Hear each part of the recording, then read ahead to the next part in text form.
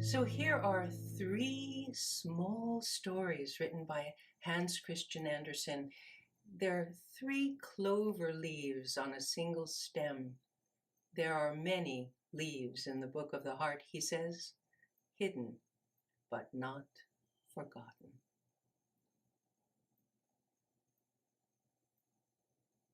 There was a castle. There were stone walls of the castle and a moat that surrounded it. On the walls were holes through which soldiers could point their guns long ago at enemies or pour hot oil out. The drawbridge opened and closed, but these days when the story is told, the drawbridge remained down. And the rooms were filled with portraits of ancestors, knights and ladies with elaborate dresses.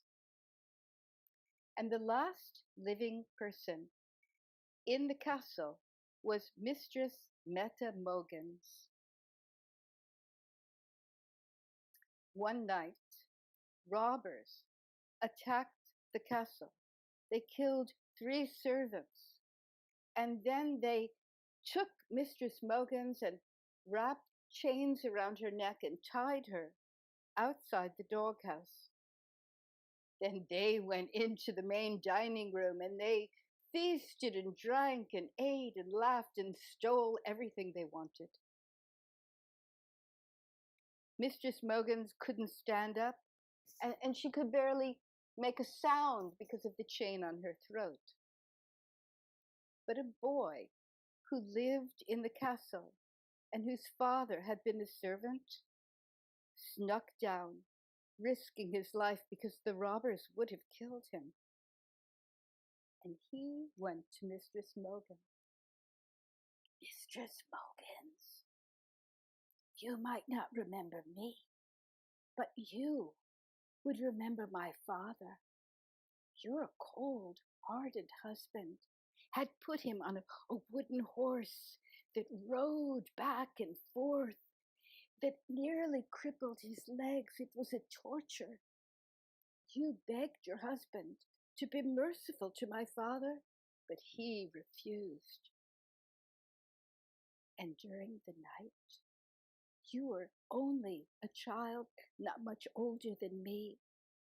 You ran downstairs and put 2 stones under my father's legs. That saved his life. Mistress Mogans, I'm going to save your life. And he broke open the chains, and the 2 of them took horses from the stable and rode away to the house of friends. As they rode, Mistress Mogans thanked the boy, and she said, my good deed, an ordinary deed, is well paid by your saving me. Thank you. And the boy said, my father told me that story so often. We never told it for fear you would be punished. The story was hidden, but not forgotten. There was another grand old house that belonged to another noble family. It sat on the shore of a lake, and the water was dotted with little forested islands that looked like bouquets or nosegays, and wild swans swam among them. There was a rose garden. It is still there today. But the most beautiful rose of all was the lady of that manor. She bloomed inwardly, for the petals of her heart opened all ways to the necessities of the people who worked her family's land. She did not seek any fame in the world for the kindnesses that she did, but went about them as her business.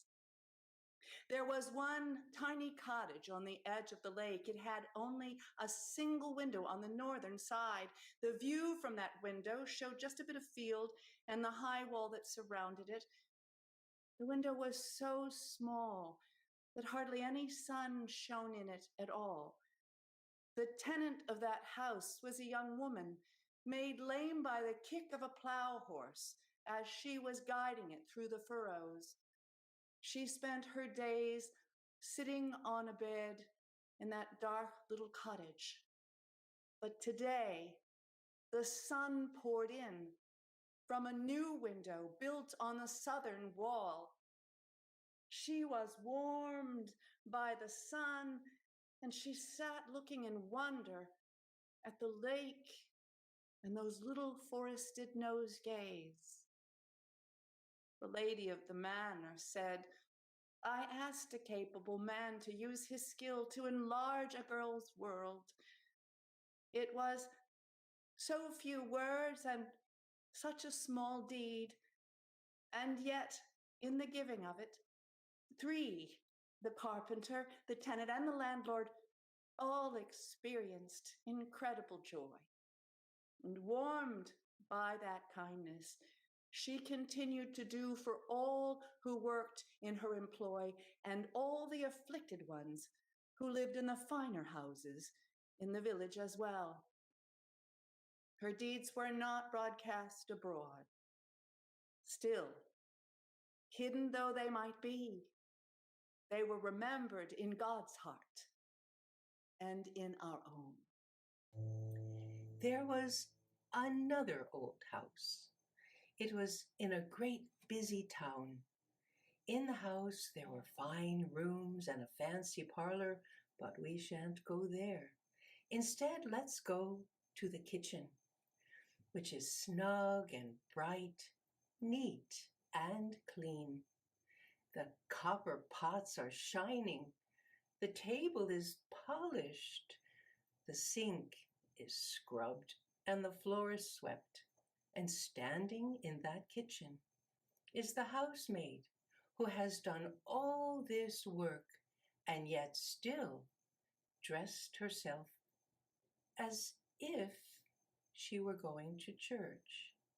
And on her head, she is wearing a cap with black ribbons, a sign of mourning. But who is she mourning?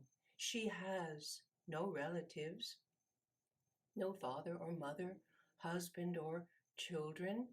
So for whom does she mourn? Well, when she was a young girl, she had a sweetheart. He was a poor boy, but together they were rich in love. Now one day, the boy came to her and said, "We too have nothing, and the rich widow who lives downstairs from my rooms, well, she has spoken warm words to me. She will put me in a good position. But you are in my heart. What do you advise me to do?" What do I advise you to do? Well, you must do what you think will bring you happiness. Be good and kind to her. But remember, from the moment we part ways today, we cannot see each other again. Many years passed, and that girl, well, she never married. And one day, she saw her old sweetheart on the street. He looked so pale and frail and sick and gaunt. She couldn't forbear, and she went to him and said, "How goes it with you?" "It goes very well," he said. I am married, as you must well know, and I am rich. But you are in my heart. and have always been. I have fought my fight. It will soon be finished. We will meet again in heaven. And he walked away. About a week later, the housemaid read in the paper that he had died. So that is why she stands in the kitchen wearing a cap on her head with black ribbons of mourning. That cap sits somberly on her head. He leaves behind a widow and 3 stepchildren, was all the paper said. Hidden but not forgotten, a secret gesture of kindness. Hidden but not forgotten, a joyful window of brightness. Hidden like a seed of passion, growing in the heart. Hidden but not forgotten, rooted in the stories of love. Rooted in the stories of love.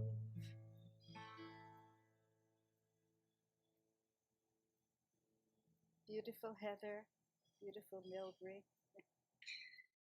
She was good for nothing.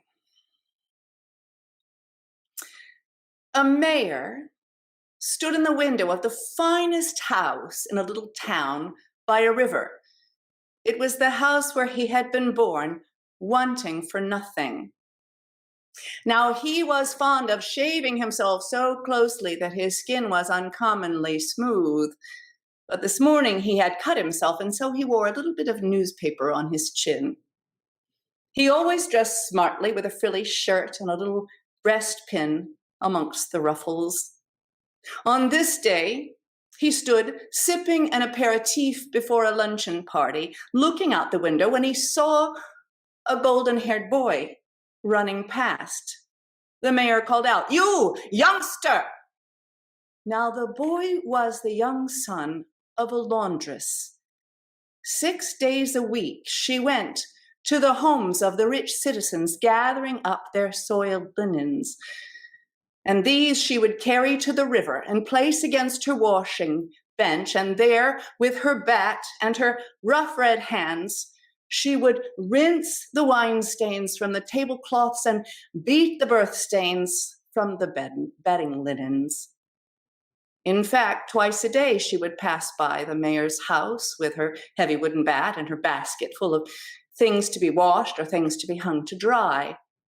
Now, the mayor's wife insisted that only her rough hands could ease the stains from their clothes and their linens, and so he tolerated her coming once a week to the door and gathering their soiled things.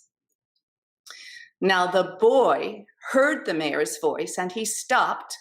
He took his cap off his golden head. The brim of it was bent so that he could roll it and put it in his pocket if need be.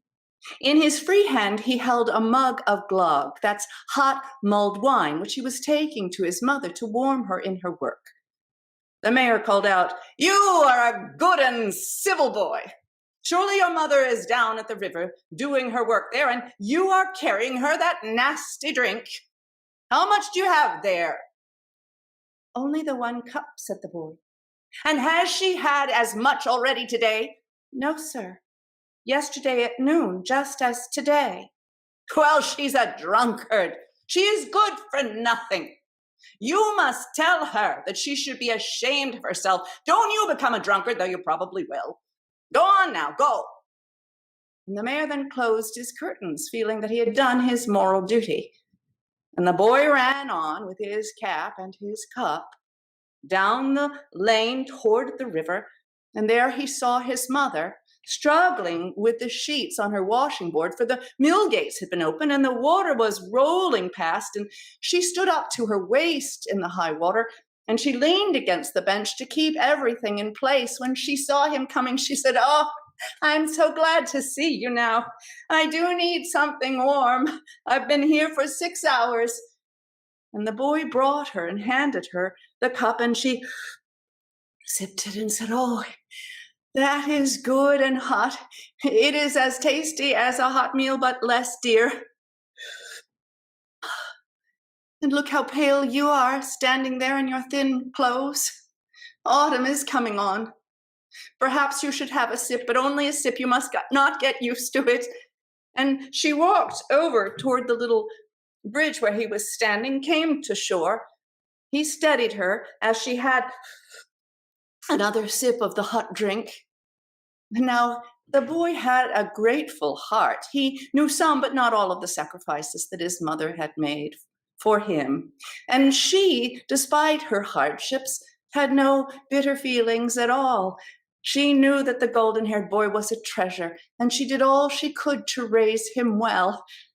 And so, looking at her now, and knowing how hard she worked and how little she kept for herself, the boy had no intention of repeating the unkind words that the mayor had said.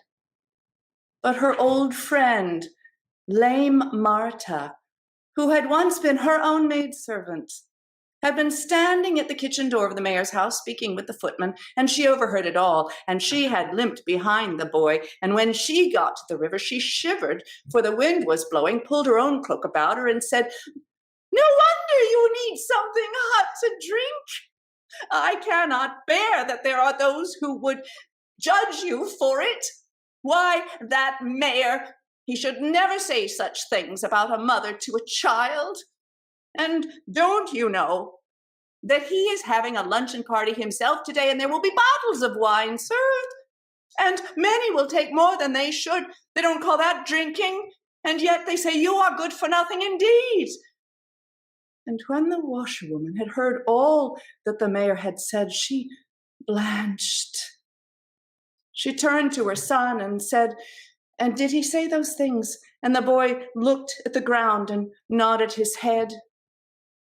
And she sighed and said, "Perhaps I am good for nothing. Still, he shouldn't have said it to you. Well, so much has come to me from that house."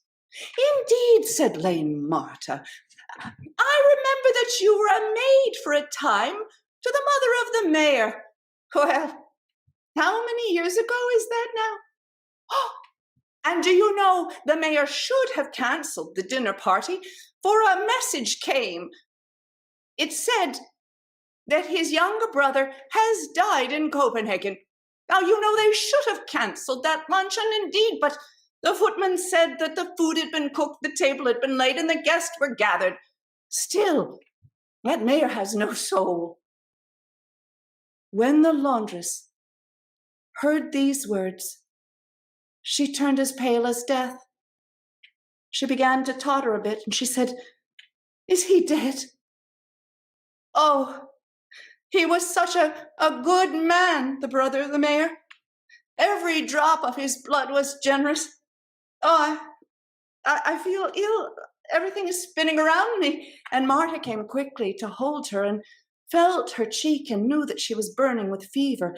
Lame Marta instructed the boy to stay there with the linens. She would walk home with his mother, and as soon as she would come back and finish the laundry herself. The laundress, in a weakened condition, could not object. The boy sat down very solemnly next to the wet clothes, a tear in his eye for his mother's poor state. The two women walked slowly. Marta was lame, and the laundress so unsteady on her feet. They came round the lane and into the front of the house of the mayor, and there the laundress fell insensible to the ground. Marta ran to get the footman for help, and looking out the window, the mayor said to his guest, "Look, it is the laundress. She has had too many drops to drink today. She is good for nothing." And then he turned back to his party. In time, they were able to get the laundress up and get her back to her little dwelling. There, Marta put her to bed and gave her some cider with a bit of butter to warm her. And then she hurried back to the river, and she completed the washing, and then brought the linens into the basket, and she and the boy dragged the basket home. By eventide, Marta was sitting by the laundress's bed. Now the mayor's cook had sent her home with roasted potatoes and a bit of fat for the sick woman, but the washerwoman had no stomach for food, said she would just enjoy the fragrance of it as they ate. And so Marta and the boy ate what had been given. And then the child climbed up on the foot of the bed and curled himself at his mother's feet, and she brought a quilt over him, and he slept very shortly. The laundress turned to her friend and said, "Thank you, you are a good soul, Marta. Now that my child is asleep, I shall tell you all. I would not want him to have to know everything that I have suffered. Indeed, I did work as a maid in the house of the mayor, and I was a young, wild girl. Still, I was honest. God in heaven knows that. And as it happened, the mayor's younger brother came home a student on holiday from his studies. Oh, he was merry and brave and affectionate. And although he was the son of the house and I only the maid, he loved me honorably, and he told his mother of it. And then he must go back to his school, but before he left, he put a ring upon my finger. Once he was gone, I hid it on a chain round my neck, for I couldn't wear it during the day, but only at night in my room. The mistress of the house called me straight away, and she explained to me how we were not of the same rank and circumstance. She said, "He is taken with your looks, but looks will fade soon. You have no education. The two of you would never abide in a happy life together. Now, I esteem the poor, and in God's eyes they are certainly raised higher than many of the rich, but on this earth we must stop ourselves from going down an incorrect path, lest we overturn ourselves like a carriage going down a dangerous road. Now, I know an artisan, a man who has expressed his love for you. It is Eric, the glove maker. You are equal in rank, and certainly he would be a suitable husband. Will you think about it?"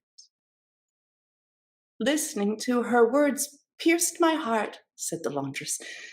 But I knew that she was right, and that was heavy on my heart. That night I struggled all night long. And in the morning I went to the house of God to ask for some light on the path I should take. I considered it a providence when I came out of the church and Eric was coming toward me. And then I knew without a doubt that we were equals and we could make a life together. So I went up to him and I said, "Do you still feel the way you felt when you spoke to my mistress?" And he nodded. I said, "So then would you accept a maiden as your wife? She esteems and honors you, though she does not love you. Perhaps that will come." And he took my hand and he said, "Surely it will come." And when I went home that day, I returned the ring to the mistress, for it had begun to burn me with a cold fire. And I told her that the wedding banns would be published in a week. And she gathered me up and held me and wept. Surely she did not consider me good for nothing, though I imagine I am less than I was then. And at Michaelmas we married, and things went well for a time. He had a journeyman and an apprentice. You were our maidservant. And Marta nodded. "You were both so kind to me," she said. Do you know, I never met the student again, though I saw him at a distance once. When he came back for his mother's funeral, he looked so drawn and listless. After his father died, he did not return, for he was away by that time, abroad, working as a lawyer. Surely he had forgotten me, and if he had seen me, he would not have recognized me, for all my good looks were gone. Perhaps that's just as well. And for a time we were very happy, especially when my boy was born. But shortly after that, Eric took ill with a lingering sickness, and so for that first year I must dress and undress them both. And in that time we got behind in our payments for a house that we were building, and everything we owned was sold and lost to us, and then my husband died. Ever since that day, I have worked and striven, washing fine linen and coarse linen, so that I might provide for my son. But I cannot seem to get better off. Perhaps it is God's plan. I know that He will take me to Him one day, and I am confident that He will watch out for my son for all his life. And having unburdened herself in this way, the laundress leaned back and slept, and Marta watched over her. In the morning, just before dawn, the washerwoman awoke, her son still sleeping at her feet, her friend nodding in the chair beside her. Feeling refreshed and imagining that she was strong enough to go back to her work, she got up, knowing she had fallen behind, and she took the basket with the linens to be returned and to gather the next batch for that day without so much as having her usual cup of coffee. When she got to the river and stepped into the water, she felt faint and fell backwards on the shore, her head upon the ground, but her feet still in the water, her wooden shoes washed away by the current. And that's where Marta and the boy found her. As soon as he awakened, he saw that she had not made coffee, and he made some for her, and they took her to the river, and there they found her collapsed. They got the poor wretched woman home, and the surgeon was called for to open a vein. But alas, she died before he could arrive. Meanwhile, the mayor had sent someone to the woman's house to tell her that she must come to him immediately. And the messenger returned to the mayor's house with the news of the woman's demise. Well, said the mayor, she drank herself to death. She was good for nothing. Still, I wanted to tell her that my brother left $600 in his will to the glove maker's widow, who had once been my mother's maid. I know there was something for a time between them. At any rate, it's to be paid out in small or large amounts with discretion, and so it is good that she is dead, for the money can go to the boy. I will look after him, set him up with a family, and make sure he becomes a respectable working man. And so he sent the messenger after the boy. And the golden-haired child came before him, and the mayor said, I will see that you have a good place, and you learn to be a worker like your father. It is a good thing, he added cruelly, that your mother is dead, for she was good for nothing. But I like you well enough, child, and will make you a man. And God in heaven heard the promise the mayor made to look after the boy. But needless to say, the mayor was not invited to the washerwoman's funeral. Lame Marta and the boy saw that she was laid in the churchyard, and sand sprinkled over, and a rose tree planted there at her head.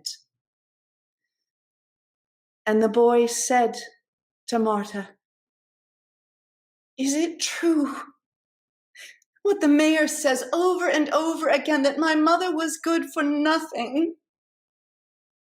And Marta turned to him and said, no, my child. She was a good and worthy woman. You know, those who knew and loved her were made the better for it. And those who didn't know and didn't love her were the poorer for it. And God in heaven knows that I am telling the truth. Do you believe me, child, that she was a worthy soul? And a radiant smile spread across the boy's face, as though an angel had placed her hand upon his shoulder. Yes, he said, I do.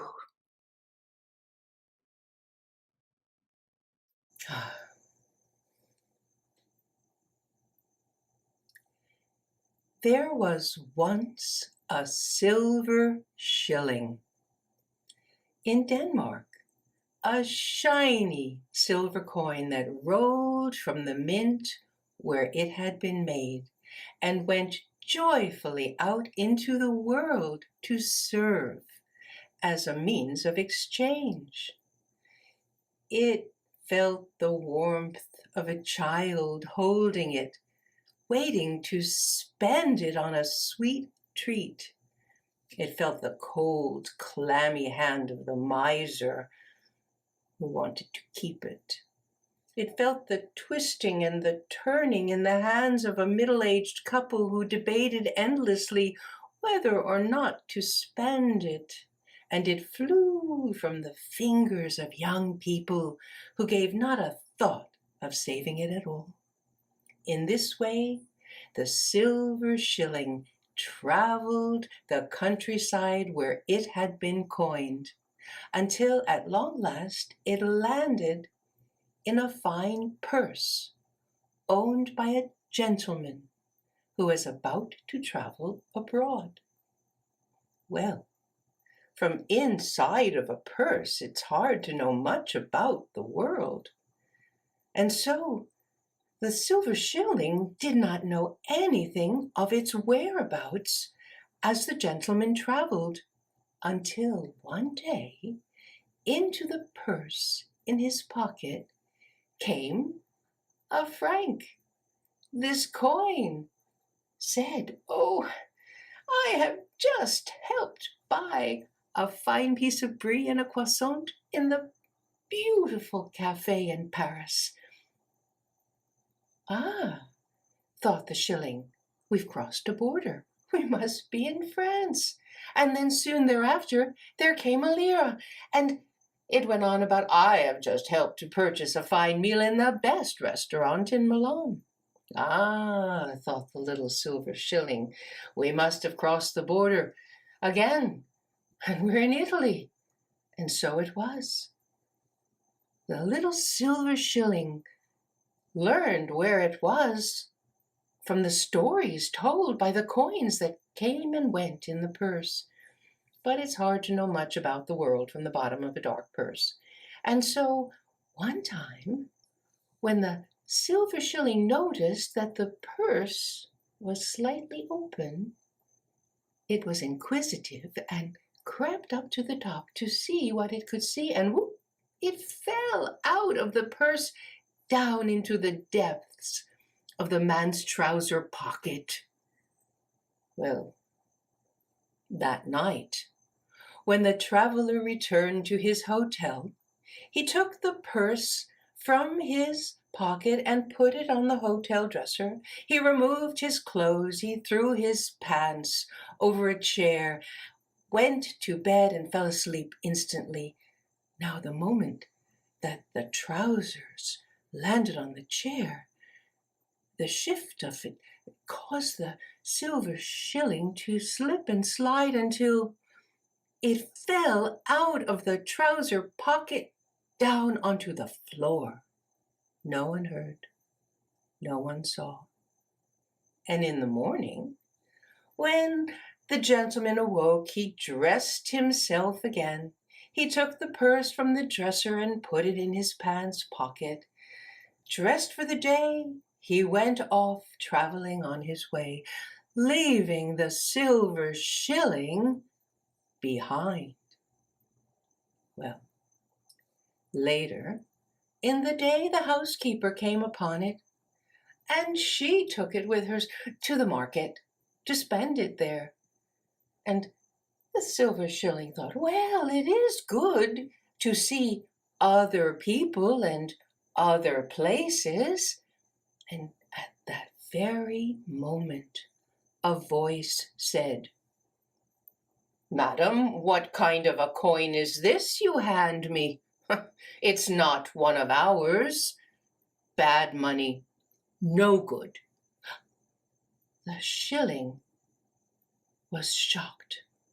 That voice could not possibly be speaking of me. Bad money indeed. I'm good money. I am almost entirely silver with hardly any copper, and I have a genuine stamp. Bad money indeed. But the voice was speaking of the shilling, and went on to say, Well, Perhaps I'll have to pass it off. I could pass it off in the dark where no one's the wiser. And so it went. Wherever the coin was spent, harsh voices criticized it, said terrible things about it. The coin felt so abused until finally one day it landed in the hand of a wretchedly poor woman who had been given the shilling for her hard work and drudgery. Oh, she thought, finally a bit of money. I'm so hungry. I must get something to eat. I'll go to the grocer and I'll buy some food. And she went to the grocer, selected a chunk of cheese, and gave the coin to the grocer. The grocer took the coin and grumbled, "What kind of a coin is this? It's not one of ours, swindler, cheat. Get out of my place." And he threw the coin back in the woman's face. She went out onto the street, holding the coin. Oh my, no cheese. I've got to find something to eat. A bad coin. I'm too poor to have a bad coin. I'll have to try to pass it off to someone who can afford a bad coin or two. Well, the baker, he's a wealthy man. He can afford a bad coin. I'll go and buy myself some bread, she thought, and she went into the bakery shop, selected a loaf of bread, and handed the baker the coin. The baker took the coin and inspected it. I'm sorry, madam. This coin is good for nothing. It's worthless. Bad money. It's not one of ours. Take it back and give me the bread. And the woman took the coin and went back out on the street and said, "Oh, I won't try to pass this off on anyone else. It's too embarrassing. A bad coin indeed. Well, something inside me says it's a good coin, and I can make it so. Why, I could punch a little hole in it so everyone knows it's false. I can string it with a string, and I can give it as a necklace to the little sweet girl who lives in the house next to mine." And that's just what she did. She punched a hole in the coin, she strung it on a string, and she gave it to the little girl, who was so delighted with the gift she invited the old woman in for tea and sandwiches. And that night she put the necklace over her head and she wore it to bed, and she held that little coin close to her chest, and for the first time in a long time, the silver shilling felt loved. Well, in the morning, the little girl's mother noticed the necklace and said, "Daughter, what is this?" And the little girl said, "Oh, it's my necklace." Necklace? Child, we do not use money for a necklace. "Oh, but mother, it's my lucky coin." Lucky coin indeed. We'll see about that. And the mother, she took a scissor and she cut the string, and she took the coin and she filled the hole in it with putty and dipped it in vinegar and shined it up. And by this time, she had decided what to do with it. She took it to the lottery agent's office to buy herself a lottery ticket. Well, we'll see if this coin is lucky or not. Well, there was so much hustle and bustle in the lottery agent's office, no one took a close look at the coin, and it fell tinkling into a drawer with many other coins. But in the morning, in the light of morning, the lottery agent counted his money, and he came upon the coin, and he set it aside.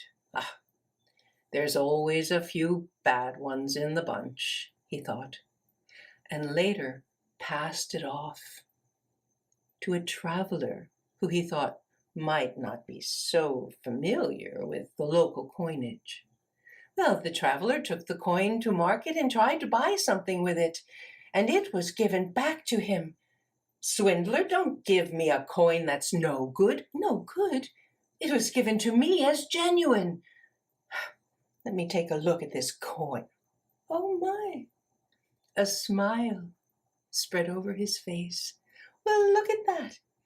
It's a Danish shilling from my own country. Bad money indeed. Well, it's got a hole in it, but that takes no value from it at all. Why, it has a genuine stamp. Little coin, I am not going to spend you at all. No, I'll save you up and bring you home with me. And the traveler took a fine piece of white paper and folded it around the coin and put the coin in his purse to keep it separate from other foreign coins so that he wouldn't spend it. He only took it out of the purse on festive occasions when he gathered with other countrymen. And when they looked at the coin, oh, they would smile and they would think of home and they would tell stories. At long last, the traveler brought the silver shilling back to Denmark. And the shilling thought, well, now that I'm here, I'm suddenly unquestionably valuable again. Quite valuable. But I'm still the same old silver shilling. No worse for the wear. But I'm the same now as I was when I was there. Oh, how strange are the ways of the world, where my value was unseen. I was a stranger in a strange land, passed off as counterfeit, good for nothing, false and obscene. I was unable to work as a means of exchange. But I was always a good coin. It was the borders that changed.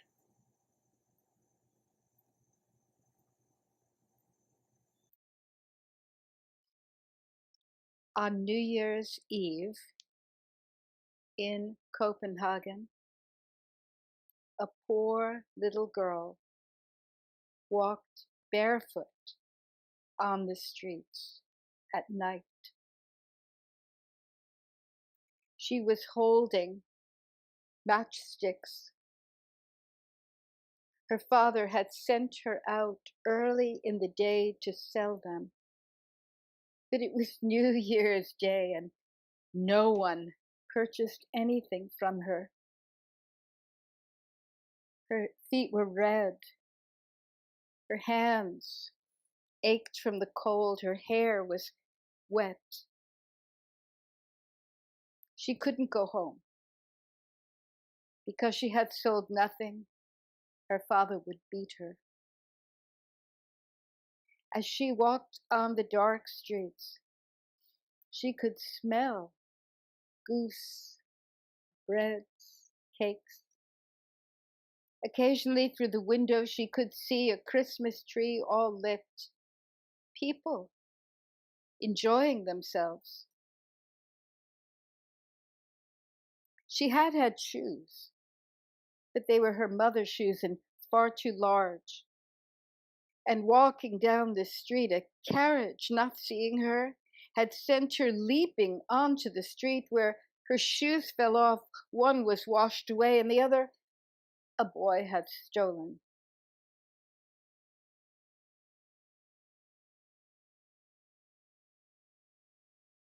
It grew late, and she walked into a recess between two buildings, and she leaned against the wall. She was so cold. She thought if she lit one match, maybe it would warm her hands. So she lit the match, and for a moment she felt the warmth on her fingertips, but it went out. She lit another match, and now she could imagine her hands warm, and it went out. She lit 2 matches, and it was as if there was a window in the wall, and she could see into a house, and she saw a table with people seated around it, and a goose on a plate, and match went out. She lit 3 matches, and she looked back into the same window, and then she saw the most unusual thing. The goose had no head. It was well cooked. There was a knife and fork in its back, but it leaped up and ran on the floor, and she laughed, and the match went out. She was so cold. She lit many matches, and those little lights from the matches reminded her of stars in the sky. And for an instant, she saw her grandmother's bright eyes, her grandmother, who was the only person who had ever been kind to her. Then she took whatever matches she had left and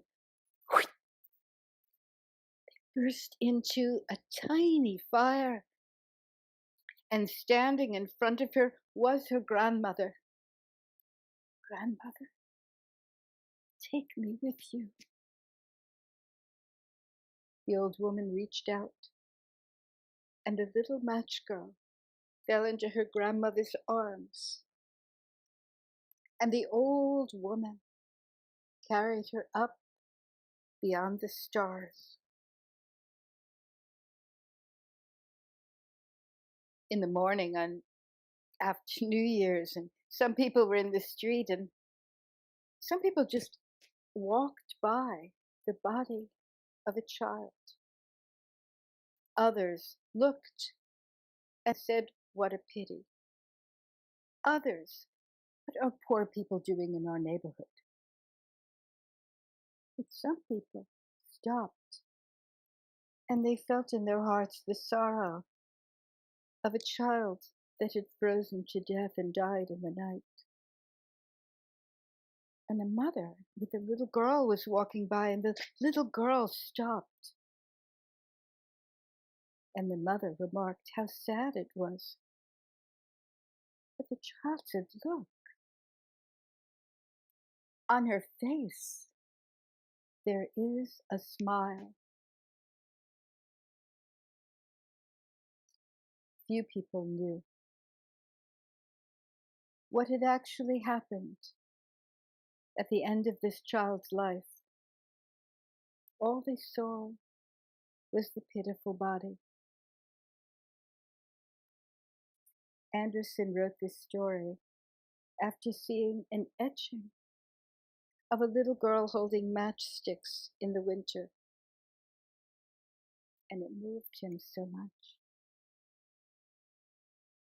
Some things are hidden but not forgotten.